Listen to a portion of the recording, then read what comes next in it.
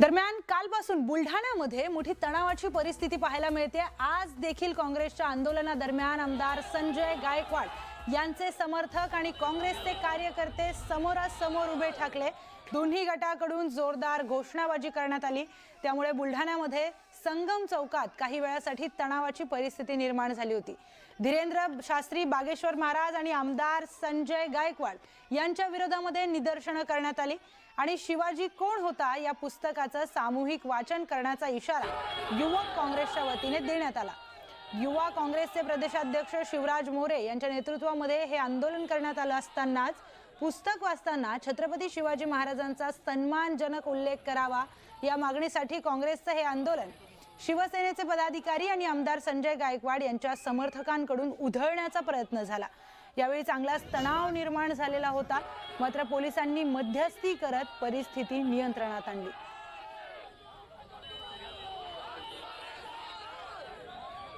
काँग्रेसचे प्रदेशाध्यक्ष आपल्या सोबत आहेत। मला एक सांगा, तुम्ही इथे येऊन पुस्तक वाचन करताय, काय हेतू होता यामागचा?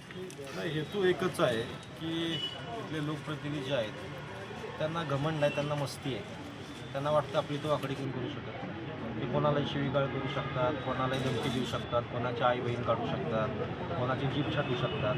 त्यांना वाटते की ते मुघल बादशाह आहेत आणि ते काही करू शकत नाही। आम्ही संविधानाच्या मार्गात छत्रपती शिवाजी महाराजांच्या प्रतिमेच्या पुढे उभा राहून कोण होता शिवाजी गोविंद पानसरे मिळेल जे पुस्तक आहे त्याचे प्रकाशक प्रशांत आंबे आहेत, ज्यांना त्यांनी शिवीगाळ केली। आम्ही वाचण्याचा प्रयत्न केला आणि त्यांचे गुंड लगेच तिथं आले, शिवीगाळ करायला लागले आणि यातूनच एक संस्कृती कळते की जसा नेता तसा कार्यकर्ता।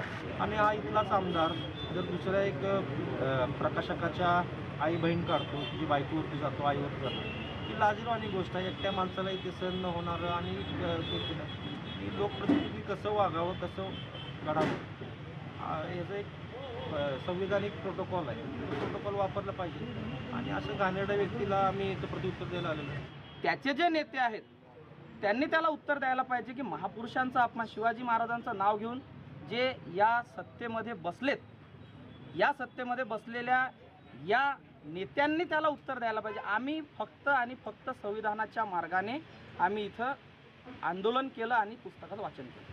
काँग्रेसकडून या ठिकाणी शिवाजी कोण होता या पुस्तकाचं या ठिकाणी वाचन झालेलं आहे। मात्र त्या काळामध्ये काही शिवसेनेचे कार्यकर्ते येऊन त्यांनी त्या ठिकाणी राडा घालण्याचाही प्रयत्न केला, मात्र तोही आणून पाडत जे ध्येय डोळ्यासमोर होतं, शिवाजी कोण होता हे पुस्तक वाचायचं, ते त्यांनी पूर्ण करून दाखवलं आहे। आणि येणाऱ्या काळामध्ये या आमदाराला येथील जनताच धडा शिकवेल अशा प्रकारचा इशाराही या ठिकाणी काँग्रेसकडून देण्यात आला आहे। राहुल खंडारे, न्यूज 18 मराठी, बुलढाणा।